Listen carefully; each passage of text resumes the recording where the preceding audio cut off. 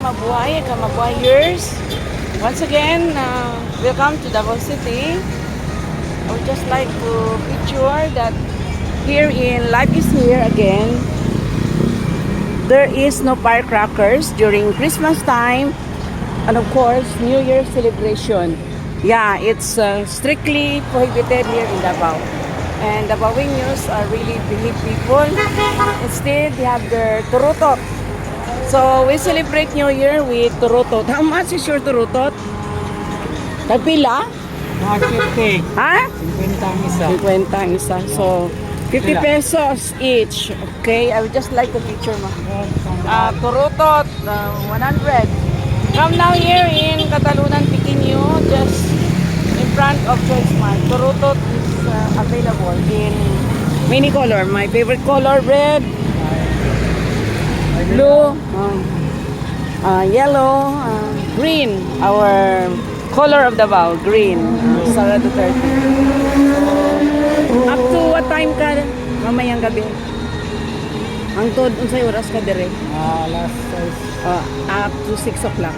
So up to 6 o'clock, come now and buy turutot to celebrate New Year for a peaceful New Year. What are you waiting for? Come now in front of Catalunan, Piquinho. Same price lang kayo man. Pariyo lang yung presyo. Ang turutot, pariyo ra. 100 of 50 pesos. Okay, so they're having same price of turutot. Same style.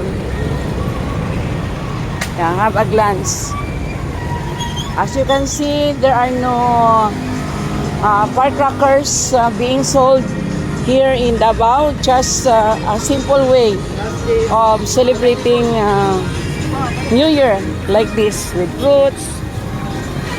Yeah, that's more fish here like this, the bangus, and you have also the seashells, the tahongi there. Wow, coconut is also available. My favorite fruit stand over here. For those who like to have a drink of coconut, come now here in Catalunan, Piquinho, in front of Choice Mart. So many fruits, apple, mangoes. Kamuti tax, wala? Wala kayong kamuti tax? Okay, let's have this one. This is how we will celebrate New Year.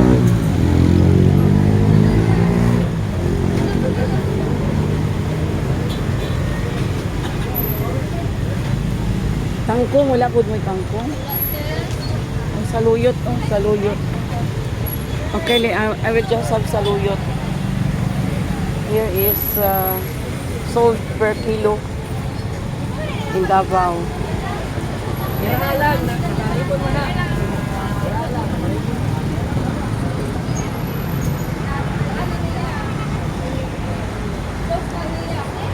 Saluyot or tagabang in Ilonggo.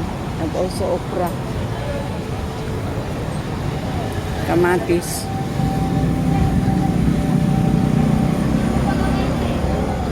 Let's have this one. 106.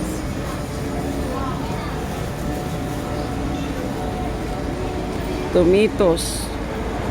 Kamatis. This is it. Saluyot. Sayote. And we have okra. A little of okra. Okra here.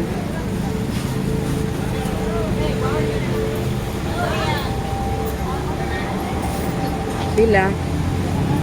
My favorite fruit stand here, just in front of Choice Mart. Ay, sorry. So come now and buy fruits. They have also their bananas.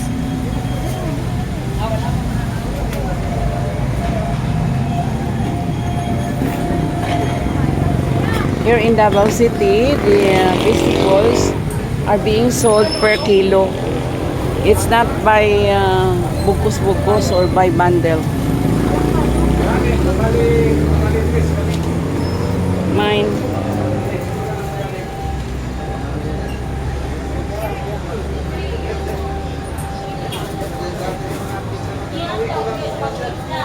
How much one bundle? Kilo pa? Kilohon pa? Dili na?